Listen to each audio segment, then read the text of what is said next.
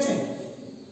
এইবারে কি হচ্ছে, উদ্ভিদেরা যখন তার দেহে কোনো অংশ থেকে, বিশেষ করে পরাগরেণু এবং গ্যামেট ছাড়া যখন মূল, কাণ্ড, পাতা ইত্যাদি অংশ থেকে যখন তারা বংশ বিস্তার করে, সেই প্রক্রিয়াটাকে বলা হয় অঙ্গজ জন্ম। তাহলে অঙ্গ, কাণ্ড, যেমন দেখো এখানে এটা আমি কি এনেছি বলো, এটা কি সবাই জানি, জোরে বলো জোরে বলো জোরে বলো, লোকাল ল্যাঙ্গুয়েজ বলো, অসুবিধা নাই, বলো এটা কি, জোরে জোরে জোরে বলো। হ্যাঁ ঠিক ঠিক হচ্ছে বলো, আদ্রা। এটা কি তোমরা বলো জোরে, আদ্রা মানে আদা, যেটাকে আমরা বলছি, ঠিক আছে। তাহলে আদা আমরা খাই, কিন্তু এটা আমরা জানি না অনেকেই যে এটা কাণ্ড না মূল।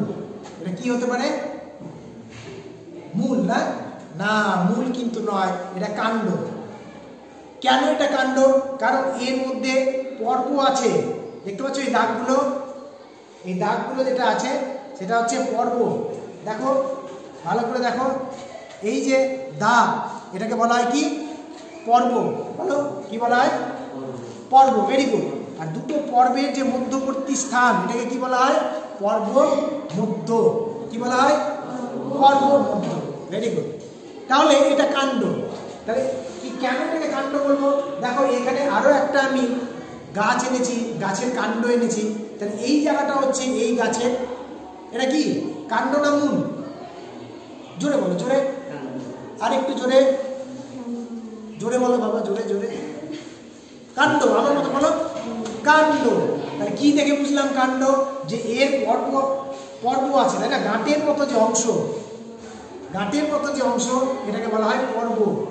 এখানেও গাঁটের মতো একটা অংশ আছে, আর দুটো পর্বের মধ্যবর্তী যে স্থান, এটাকে বলা হয় পর্ব মধ্য। তাহলে সেই জন্য এটাও কাণ্ড, আদাটাও কাণ্ড, কিন্তু এর গঠনটা কিরকম, আলাদা, তাই না? আলাদা তো নাকি? বেশ। তো এই প্রকার কাণ্ড, এটাকে বলা হয় রাইজোম। অর্থাৎ এই যে কাণ্ড, এই কাণ্ডটা কিন্তু পরিবর্তিত হয়ে গেছে, পাল্টে গেছে, বুঝতে পারছো? পাল্টে একটা বিশেষ রূপ নিয়েছে, যেটাকে বলা হয় রাইজোম। তাহলে কিছু উদ্ভিদ রয়েছে রাইজোমে